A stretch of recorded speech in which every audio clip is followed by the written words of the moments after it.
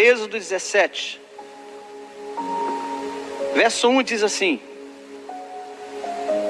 depois, toda a congregação dos filhos de Israel partiu do deserto de Sim pelas suas jornadas, segundo o mandamento do Senhor, e acamparam em Refidim, e não havia ali água para o povo beber. Só até aí.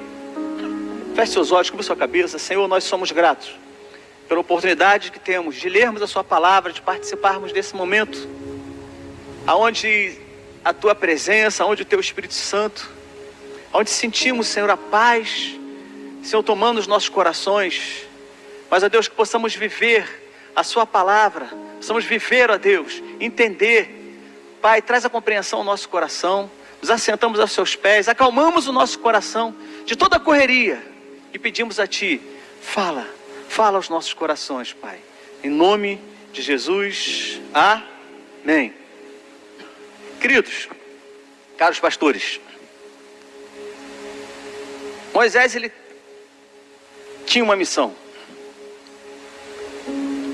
retirar o povo do Egito, levar o povo até a terra prometida.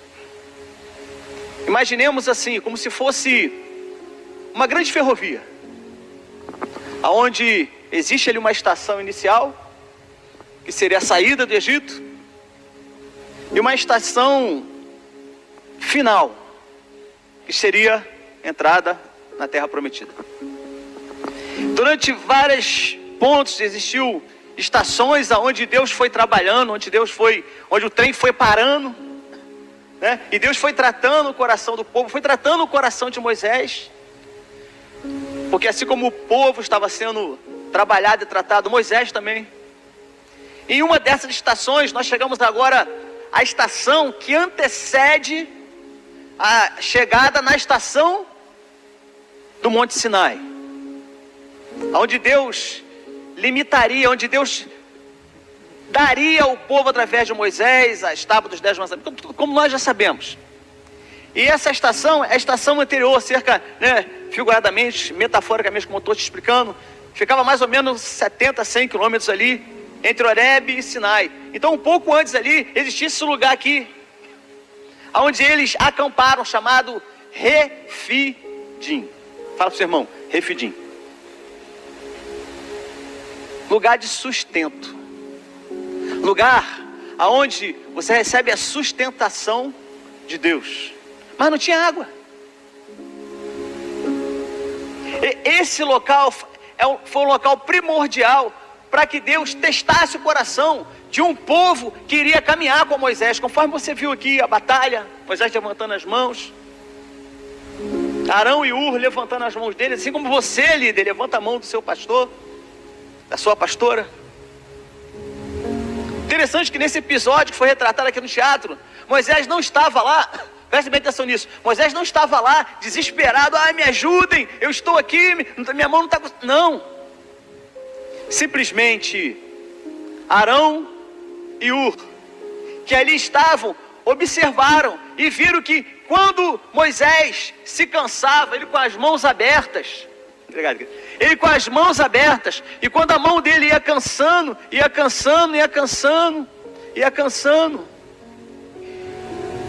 existiu uma iniciativa de quê? Dos seus líderes, de irem até Moisés, assim como foi Arão e Ur, e levantar as mãos dele, viu, pastor?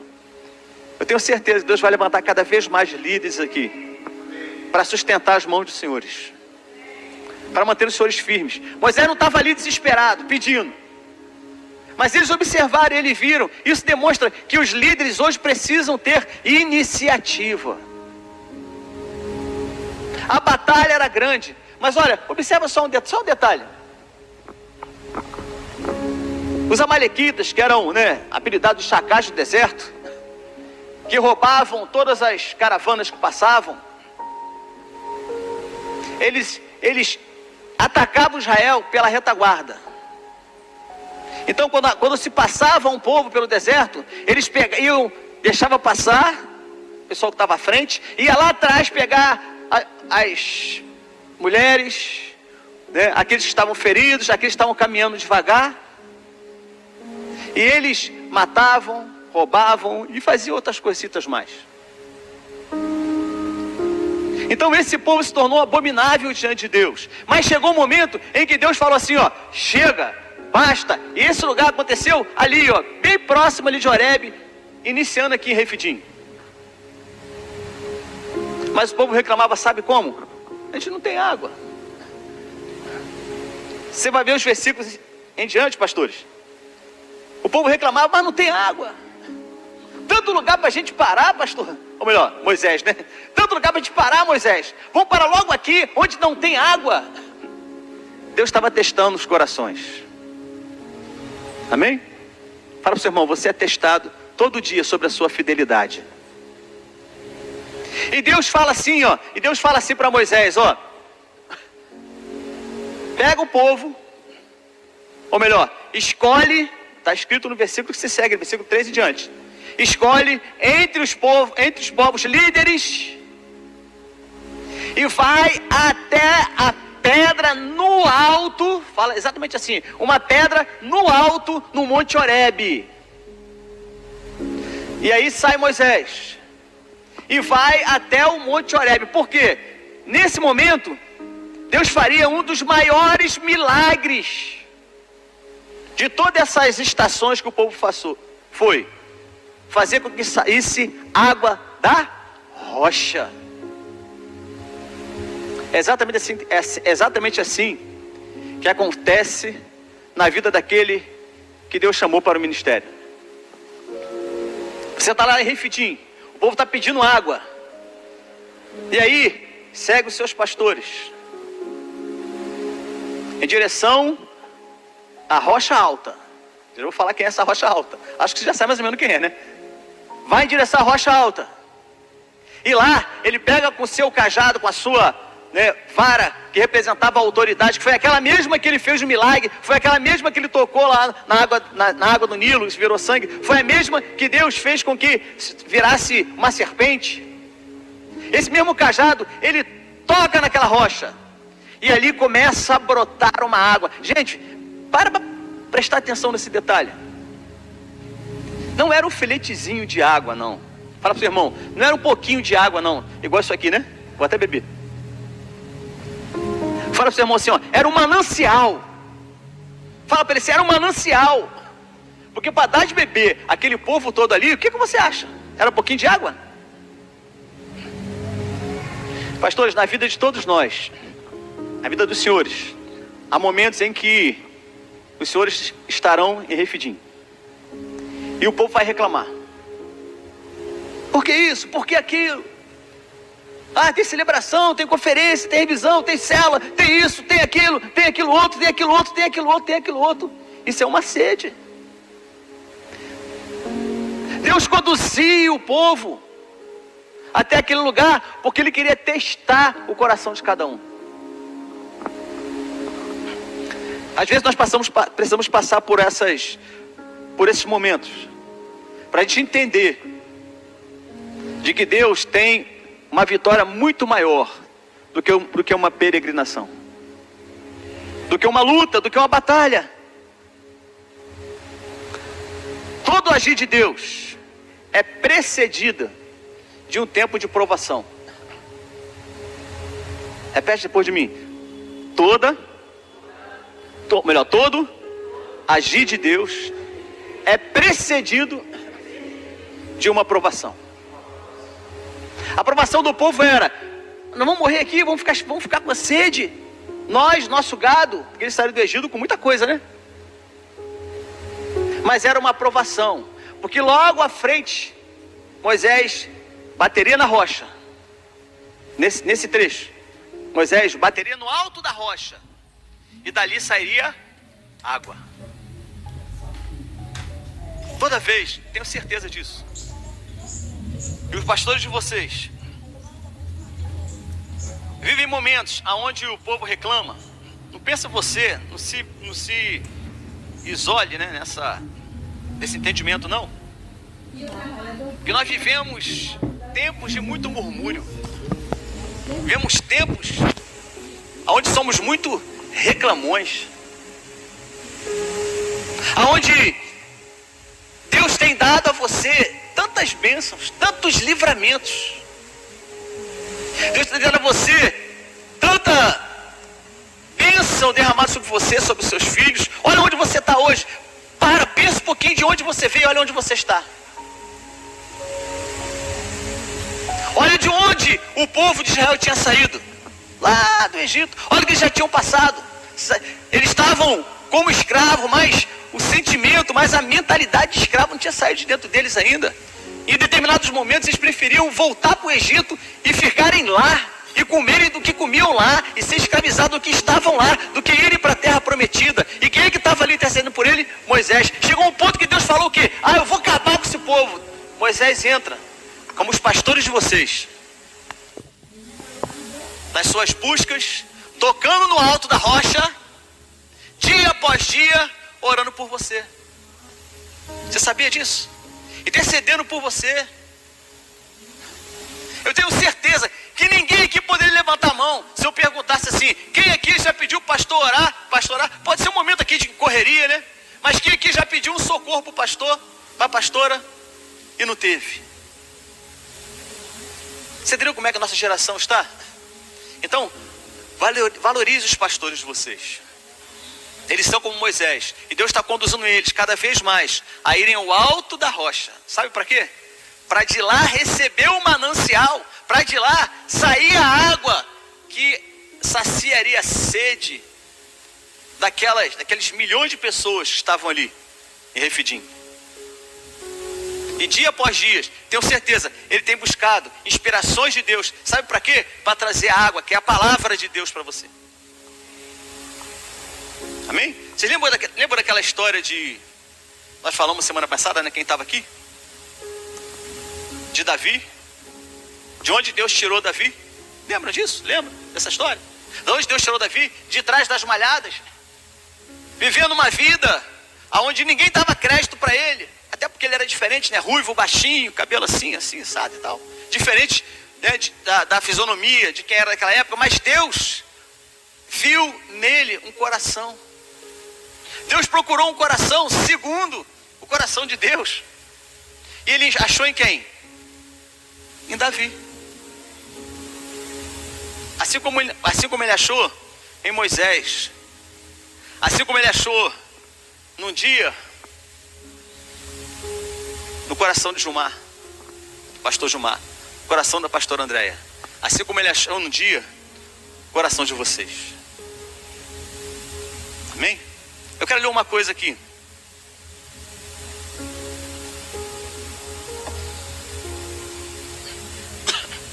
Se for diferente disso, pastores, pode falar. Não, pastor, não é assim não. Então, mas... Vamos lá, deixa eu liberar aqui o celular.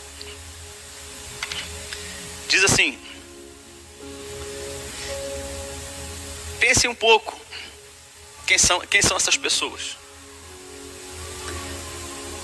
Você vai em direção ao púlpito.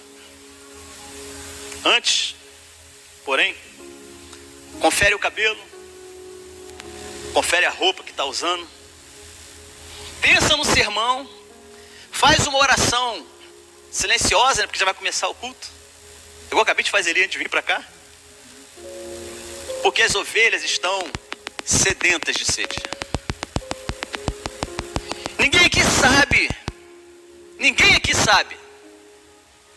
se para aquele que vai pregar, os pastores de vocês, se ele está bem ou se ele está mal. Alguém já pergunta para o pastor quando ele vai subir: pastor, o senhor está bem? O senhor está tranquilo? O senhor está mal?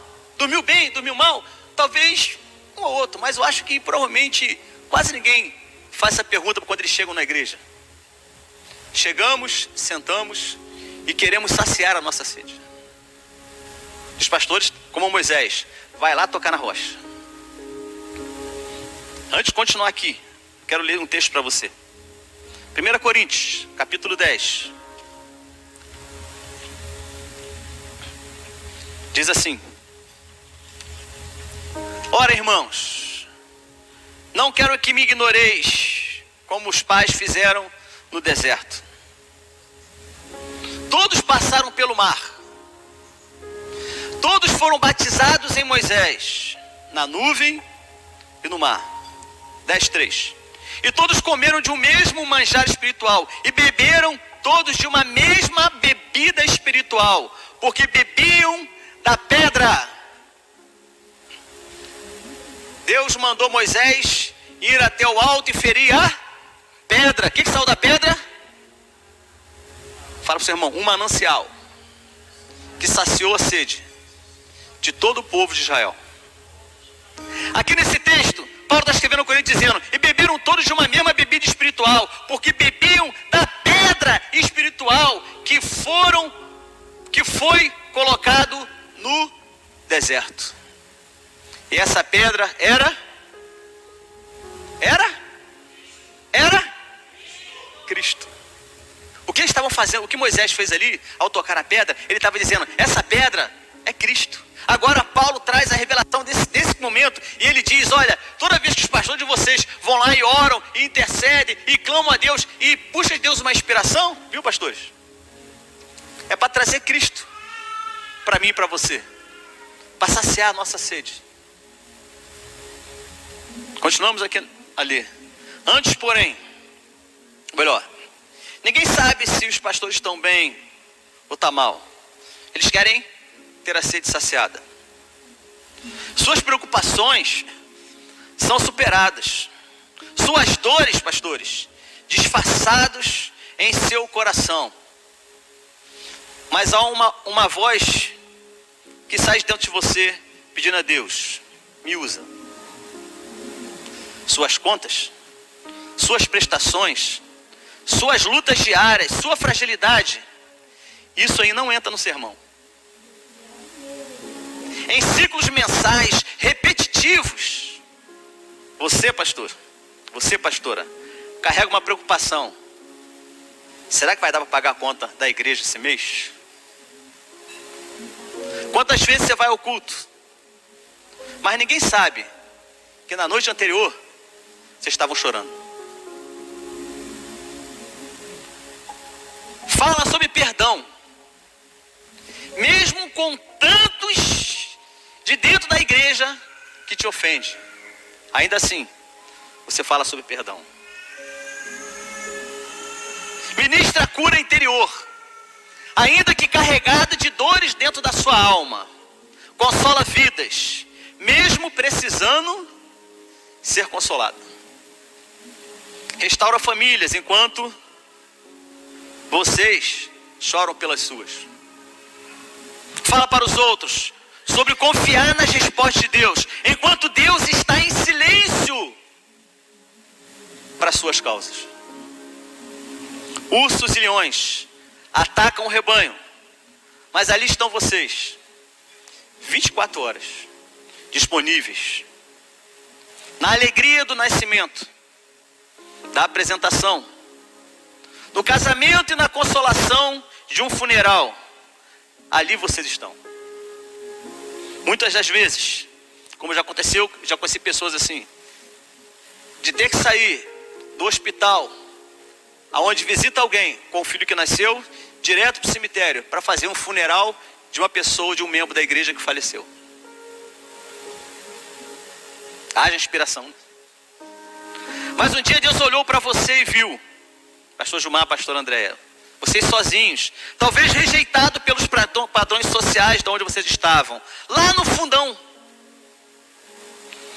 cuidando de ovelhas que ninguém queria cuidar. Ele te viu ali, assim como Davi, esquecido e posto de lado, o menor na casa do pai e menos favorecido da sua casa. Talvez um improvável.